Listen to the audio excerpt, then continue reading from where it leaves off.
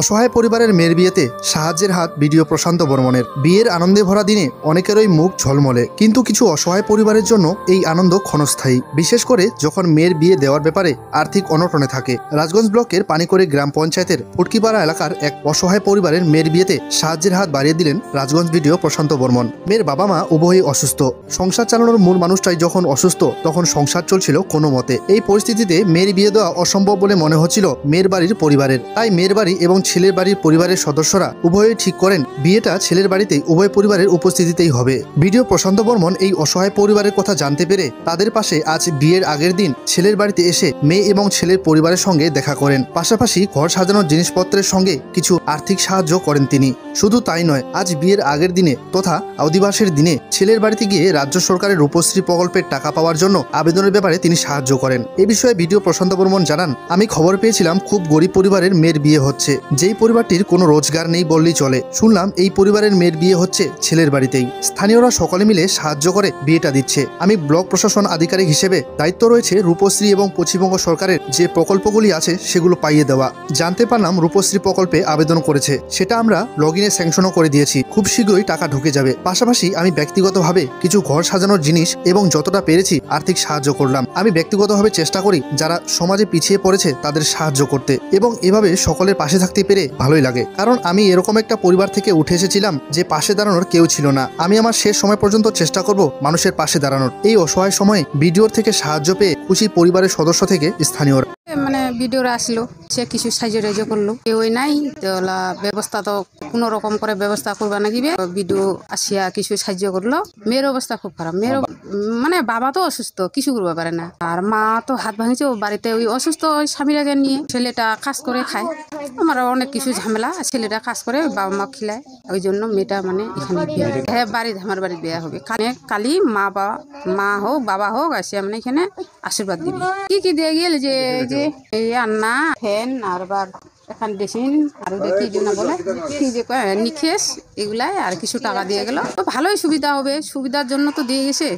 ব্লকের বিডিও সাহেব আসলো, তো খুব ভালো লাগলো। উনি এসে কিছু আমার ভাগনা হবে, ভাগ্নি বৌমা হবে, তো আর্থিক অবস্থা দিল। খুব ভালো লাগলো এই আর্থিক অবস্থা দিয়ে। আর আমরা খুব মানুষের কাছ থেকে সবার কাছে সাহায্য নিয়ে বিয়েটা দেওয়া হচ্ছে। তো আমার ভাগনাদের অবস্থাও সেরকম পরিস্থিতি ভালো না।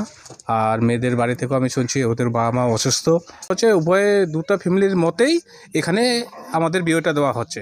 মেয়েদের বাড়ি থেকে কোনো কিছু দেওয়ার সামর্থ্য নেই, আর আমরা সেরকমভাবে আমরা কোনো কিছু তাদেরকেও চাপ দিই নাই। ওদের আসবে, বিয়ে দিবে, ওদের যা কিছু দেওয়ার দিবে, এইটুকুই। সাহায্য পেয়ে আমরা খুবই গর্বিত বোধ করি যে আমাদের রাজগঞ্জ ব্লকের বিডিও সাহেব যেইভাবে মানুষের উপর একটা হাত বাড়িয়ে দিচ্ছে, এটা নিয়ে আমরা খুবই উপকৃত রাখছি যে ভবিষ্যতে বিডিও সাহেব এরকম আরও গরিব মানুষদের পাশে দাঁড়ায়। জায়গাটা হচ্ছে ফুটকিপাড়া। ছেলে আমার ভাগনা।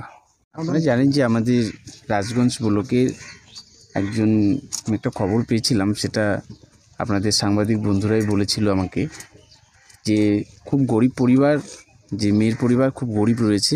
গরিব বলতে বাবা মা দুজনের কোনো রোজগার নেই বললেই চলে। যে আমাদের পশ্চিমবঙ্গ সরকারের লক্ষ্মীর ভাণ্ডার ঢোকে এবং সেই মাসিমা ওই লক্ষ্মীর ভাণ্ডার দিয়ে চলছে এবং খুবই গরিব বলা চলে।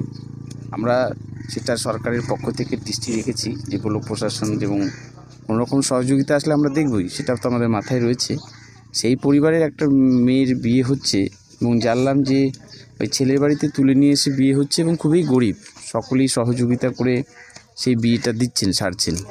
তাই আমি ব্লক প্রশাসক হিসাবে যেমন আমার দায়িত্ব রয়েছে তাকে রূপশ্রী পাইয়ে দেওয়া, পশ্চিমবঙ্গ সরকারের যে প্রকল্প আছে, তাই আমি খোঁজ নিতে যেমন আসি যে রূপশ্রী প্রকল্পে আবেদন করেছে কি না।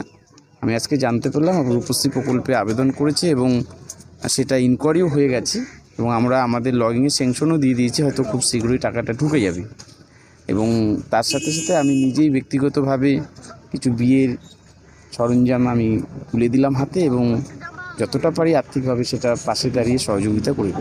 দেখুন, আমি নিজে যেমন ব্যক্তিগতভাবে সবসময় আপ্রাণ চেষ্টা করি যে যারা পিছিয়ে পড়া আমাদের গরিব ভাই বোনেরা আছে এবং যেসব গরিব কাকু কাকিমারা আছে এবং রাজগঞ্জগুলোকে যে গরিব পিতা মাতারা আছে, সকলের পাশে থাকতে পেরে আমাকে খুবই ভালো লাগে।